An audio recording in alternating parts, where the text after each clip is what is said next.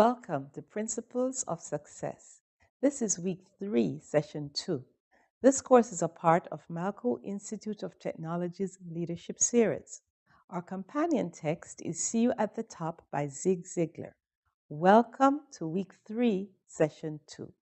Today, we begin the 15 steps to a healthy self-image. Step 1, take inventory of your worth. If you had a friend who lost his leg in an accident and he got $10 million for it, would you trade places with him? Probably not. So count that as part of your worth. Remember, self-worth has nothing to do with how much money you have. No one can make you feel inferior without your permission, and you will like yourself too much to give that permission. There are 3 reasons why you should like you as you are. First reason, common sense demands it. There are about 7 billion people on earth today, but there never has been and there never will be another you. You are a rare, exclusive, different, and unique being on this earth. These qualities give you enormous value. Since you are the only one in existence, you are valuable. Take you and your talent and use it. God created you and gave you talent for you to use and not to bury. Second reason, science explains it. In your mind, you can store more information than you will find in millions of volumes of books. Your remarkable mind brings 72 muscles into perfect coordination each time you utter a word. You are a remarkable person with more than enough capacity to make it to the top. Third reason, the book of Genesis tells us that God created man in his own image. God loves you, whether you like it or not. I invite you to view the short video by Zig Ziglar entitled Evaluate Where You Are. Additional resources are available at our website.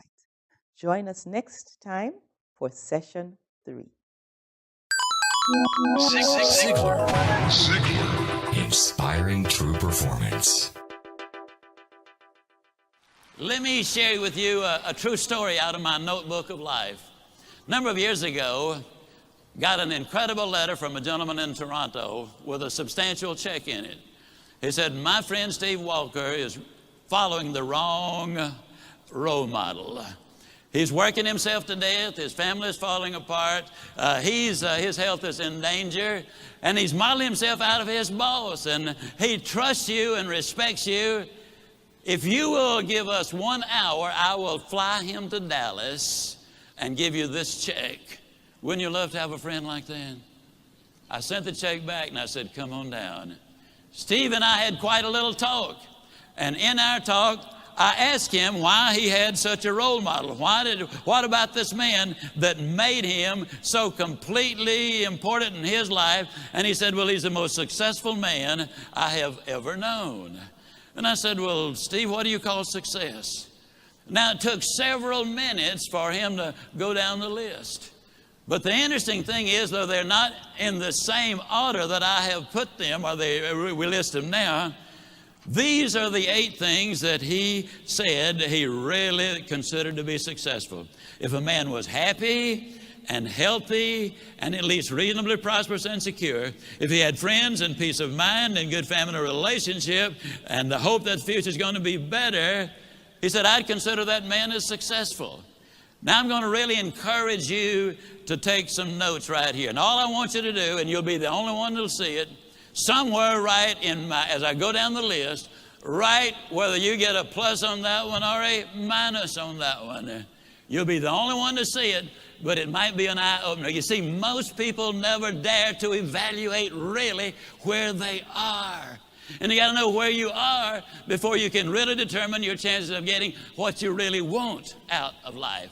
And so I said to Steve, I said, I understand that your boss is very important to you. You consider him to be successful. When he finally got through with the identification, as I said earlier, these were the 8 things that he said, I think that's important for success, to measure success. I said, well, Steve, let me ask you now, as far as happy is concerned, tell me, how happy is your boss? He said, oh, I don't think he's happy at all. I said, why not?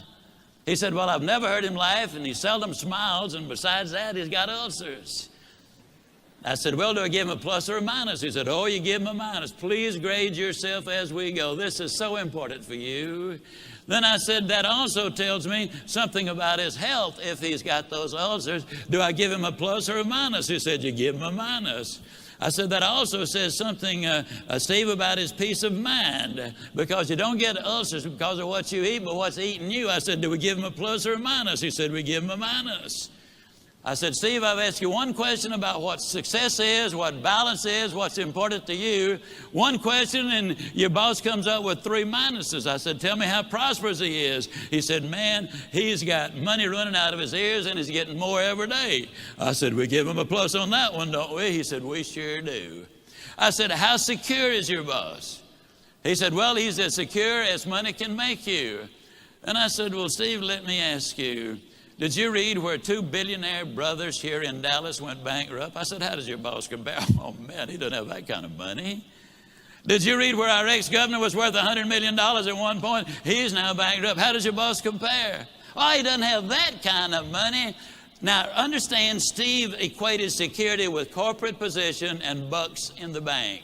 So I said, well, Steve, let me ask you, would we give your boss a plus or a minus or just a question mark on that? He said, let's be generous and give him a question mark. I said, how many friends does your boss have? I hope you're marking these for you. How many friends, real friends, does your boss have? He said, I don't think he's got any. I'm not his friend. I just happen to admire the guy. To tell you the truth, he's somewhat of a jerk. And I said, okay, we give him a minus on that one. I said, tell me about his family. And he said, well, his wife's divorcing him. Well, that one's easy to answer. I said, how much hope does he have for the future? He said, well, before I started talking to you, I thought he had a lot.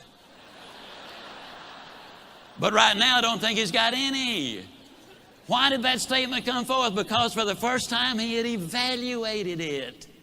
That's what we need to do. Evaluate where we are. Are we investing our time properly, using our resources properly? What will the end results be? Well, then I said to Steve, when that was over, we give him the minus there.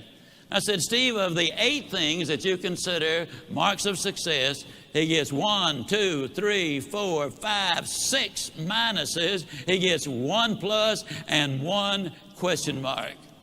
I asked Steve a question. I'm going to ask you the same question.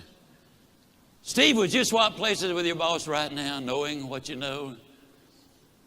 He looked at me kind of stunned. He slowly rose to his feet and said, no, I wouldn't. Would you?